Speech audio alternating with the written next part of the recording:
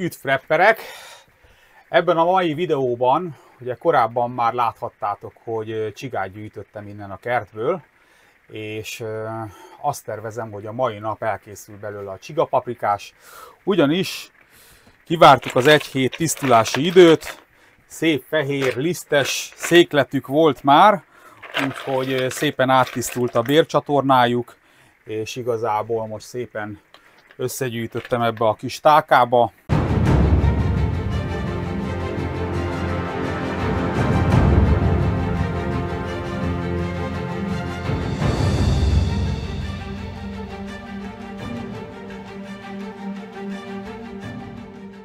Egy kicsit beszéljünk a csigákról, meg azt, hogy hogyan lehet legálisan gyűjteni.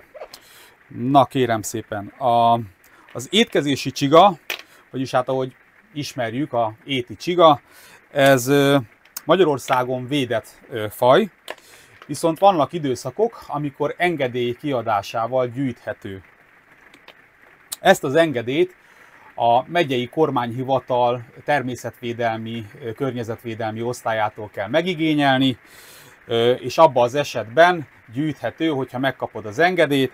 Az engedélyen fel kell tüntetni, hogy hol szeretnéd gyűjteni, mikor, pontos időt, hogy mely hanyadikán szeretnéd gyűjteni, mennyit szeretnél gyűjteni, illetve milyen céllal, saját fogyasztás, illetve eladásra.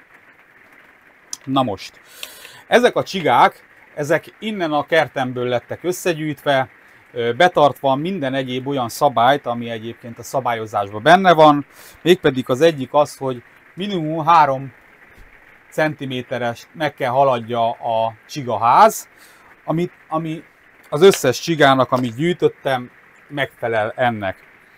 A gyűjthetőségi ideje az május 1-től június 15-ig terjed, csak ezen időszakban adnak ki engedélyt a gyűjtésre, és igazából ezt is betartottam, viszont engedélyt nem kértem, ugyanis ugye a saját zárt kertemen belül szedtem ezeket a csigákat, mint kártevők, összeszedtem, nyilván a méretet betartva, az időszakot betartva, és tulajdonképpen saját fogyasztásra fogom elkészíteni.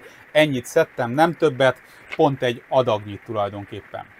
Ugye az történt, hogy 1 hétig liszten és vízen tápláltam őket, igazából fölhízdaltam a májukat mondhatni, úgyhogy most egy kíméletes hogy mondjam, egy forrázást kapnak. Különben a vizet már előmelegítettem, úgyhogy de azért még rárottyantok, hogy megfelelő legyen. Tehát tulajdonképpen ez egy kíméletes módja úgymond a csigáknak. És hát persze most biztos lesznek majd az állatvédők, meg mindenféle kommentek. Nem szerettem volna semmilyen izgalmat okozni náluk, és amíg forr a víz, addig pedig azt mondanám el, hogy a gyűjtés után a csigát jól szellőző helyen kell tárolni, illetve hát nyilván zárt helyen, mert különben ezek fél óra alatt szanaszét másznak és főmásznak a plafonra is, ha kell. Ami fontos, hogy jól szellőző legyen a hely, adjunk be neki folyadékot, tehát mondjuk egy szivacsos itassunk át vízzel, amiről ők tudnak kortyolgatni, illetve rakjunk be finom lisztet nekik, hogy tulajdonképpen a tápcsatornájukat ez szépen áttisztítja, a tápanyaggal látja el addig is őket, hogy ne éhezzenek, illetve hát tulajdonképpen a tisztulási folyamatot is fogjuk látni, mert szép kis fehér kis hurkák lesznek a csúnya, nyúlós, fekete hurkák helyett, úgyhogy szépen áttisztul így ugye a belső tápcsatornájuk is. Ami még itt megjegyeznék, hogy hűvös helyre kell őket, 15-20 Celsius fok között kell őket úgymond ezen a tisztító kúrán tartani. Körülbelül 1 hét, de a tapasztalat inkább az, hogy sokkal hamarabb áttisztulnak, de mondjuk ha 1 hetet várunk vele, akkor az a perfekt, azt javasolják egyébként a szakirodalmak is. Persze ettől függetlenül adódhatnak olyan prepper helyzetek, amikor tulajdonképpen az erdőbe vagy, és össze kell szedni pár csigát, és el kell fogyasztani. Ez sem probléma, hiszen ugye a csigáknak igazából levághatod a csiga talpát is, és ezt a zsigeri részét, ugye, ahol a tápcsatorna helyezkedik el, illetve hát ugye a francia ilyen gurnék, azok azt mondják, hogy tulajdonképpen a csigának a fő íze, ízletessége az pont ebben a tápcsatorna részben van, ezért ők azt meg szokták hagyni. Ez változó nemzetenként, itt Magyarországon inkább csak a csigatalp az, ami szokott menni. Most szépen áttisztítottuk, és én bele fogom a zsigeri részét is a pörköltbe rakni, hiszen most volt ideje tisztulni, úgyhogy szépen előkészítjük a dolgokat. Hát azt kell mondjam, hogy formára víz, úgyhogy megköszönjük a csigáknak az életét, és hálát adok a teremtőnek, hogy ilyen csúszómászókat is teremtett, és megengedte, hogy fogyasszuk ezeket. Úgyhogy köszönöm szépen. És hát el is fogjuk fogyasztani, tehát nem csak a videó kedvéért készül ez a dolog, hanem elfogyasztom, mert ugye így van értelme az állatoknak a halálának. Na hát ezt most nem fogom mutatni közelről.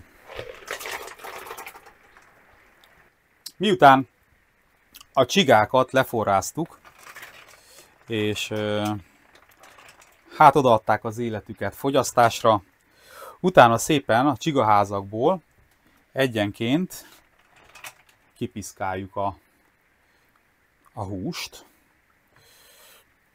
Ehhez egy ilyen hústűt fogok használni. Most hirtelen nem találtam jobbat, de mondjuk egy ilyen fondű villával például nagyon jó ki lehet szedni. Hát ugye ilyenkor eresztenek egy kis habot magukból.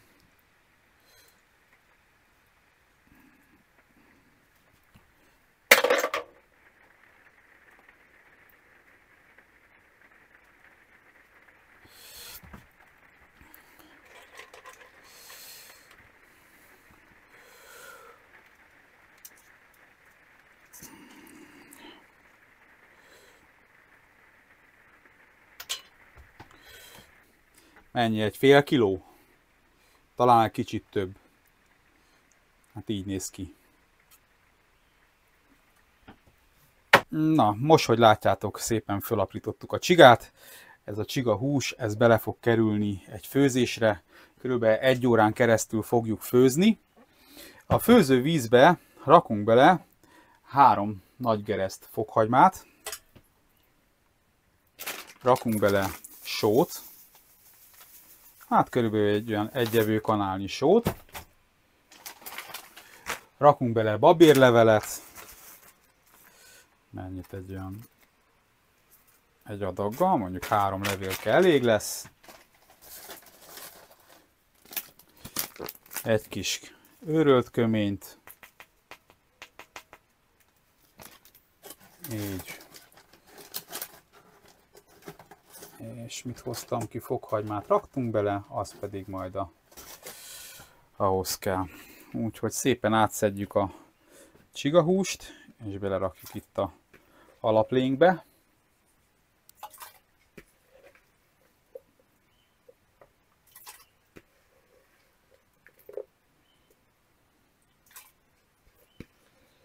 Egy órán keresztül főzzük a csigát.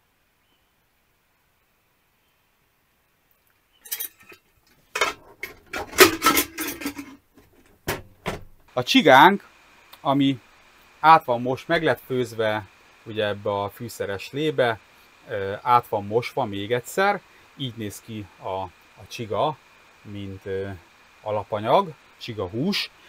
És ezt a csigahúst egyszerűen egy ilyen pörkölt paprikás alapba szépen elkészítjük, mintha paprikás zuzát készítenénk, és mindehez fölteszünk majd főni tésztát is. No de, mielőtt a csigánkat hozzáadnánk az alapanyaghoz, előtte Van egy kis kacsa zsírom még. A kacsa zsírt fölolvasszuk itt a serpenyőbe. Így. Egy adag zsírt, mert hogy ugye ez ketokaja, úgyhogy legyen bőven zsír, mert azért a zsír tartalma a csigának nem olyan magas. Úgyhogy pótolni kell. És hát mivel nem olyan sok, tehát kb. Ez fél kiló csiga, tisztított csigahús. Ehhez hát egy darab hagymát, egy darab vörös hagymát hoztam. Azt fogjuk most igazából bele rakni a zsírba. Tibi, csönd legyen! Mert nyakon verlek baltával. Na. Hát egy kicsit megtisztítottuk ezt a hagymát, mert azt kell mondjam, hogy hát nem tökéletes. A belseje már kicsit kilágyult, de nekünk itt talán ennyire elég lesz majd.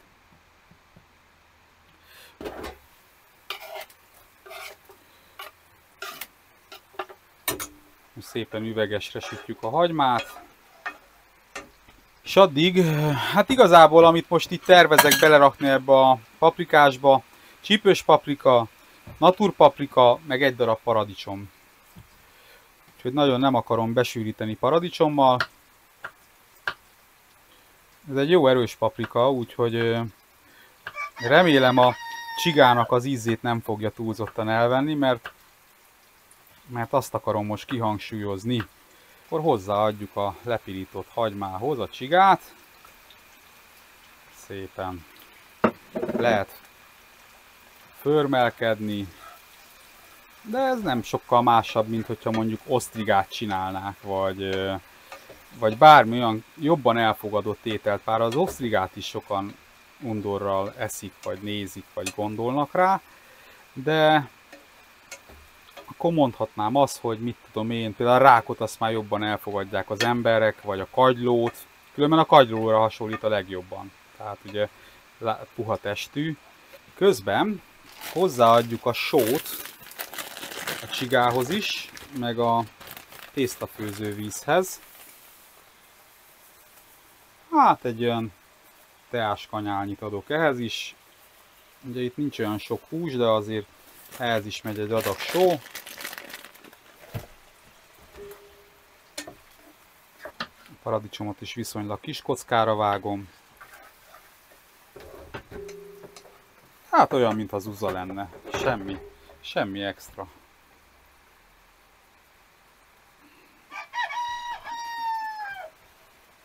Tibi produkálja magát, ő is szeret szerepelni. Lehet, hogy Tibinek is lesz majd külön YouTube csatornája.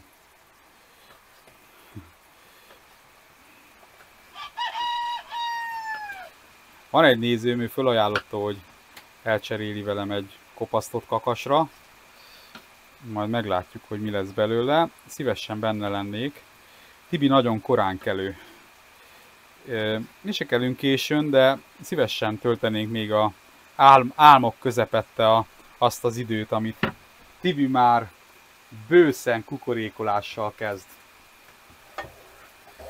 Úgyhogy, és hát így nyomja, tehát a snooze-ba nyomja, tehát kukorékol egyet, aztán elhallgat, és akkor jön a következő.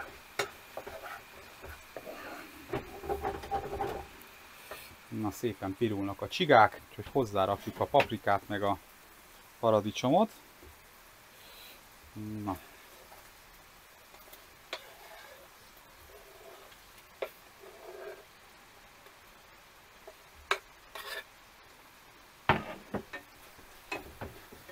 Szépen elkeverjük, összedíszteljük ezt is, és utána fogom hozzáadni a piros paprikát, meg a fűszereket, miután ez szépen ledísztelődött.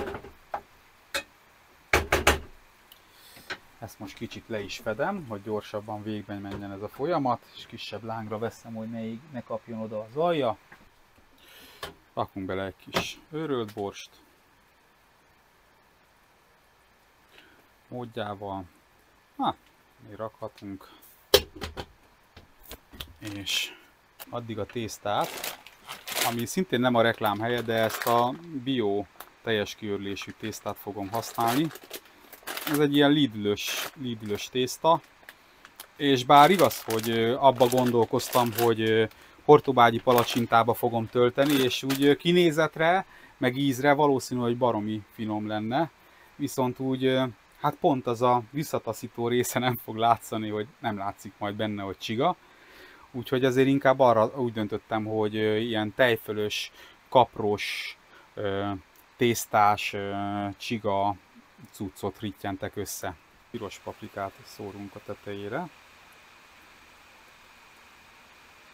Egyelőre egy helyre, hogy lássuk az adagot.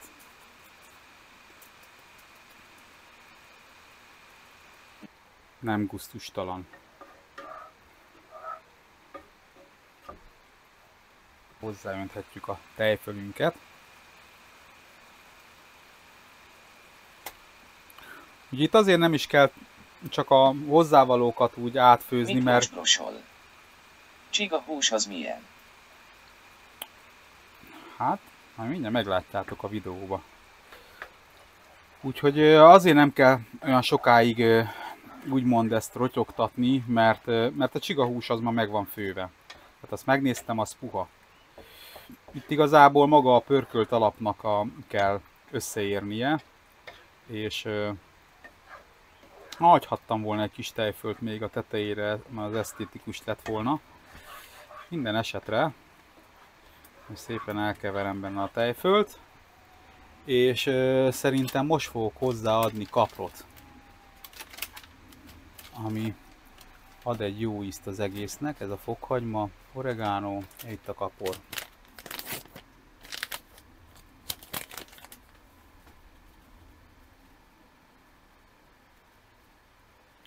Ebből nem baj, ha van dögivel, mert a kapor egy hihetetlen jó fűszer. Én legalábbis nagyon szeretem mindenbe. Kaprostök főzeléktől kezdve mindenfélébe. Na ugye most a tejföltől azért lett jó sok leve. Úgyhogy ezt most szépen el fogjuk rotyogtatni. Én ezt nem kóstolnám meg, azt hiszem. Szépen átrotyogtassuk, hogy a tejföl meg a kapor jól átadja az ízt. Most szépen rászedjük a csiga paprikást a tésztánkra.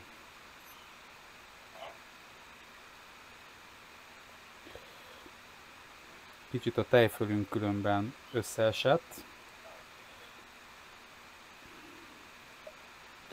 Szeretem, ha jó szaftos.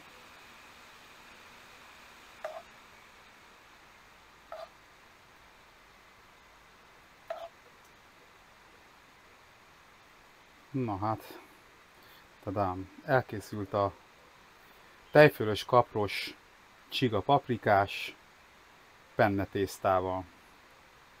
Jó étvágyat kívánunk!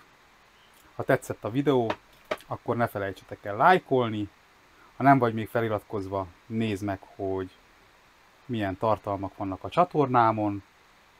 És köszöntem szépen, hogy jelen voltál, végignézted a videómat. Erőt, reménységet mindenkinek! Sziasztok!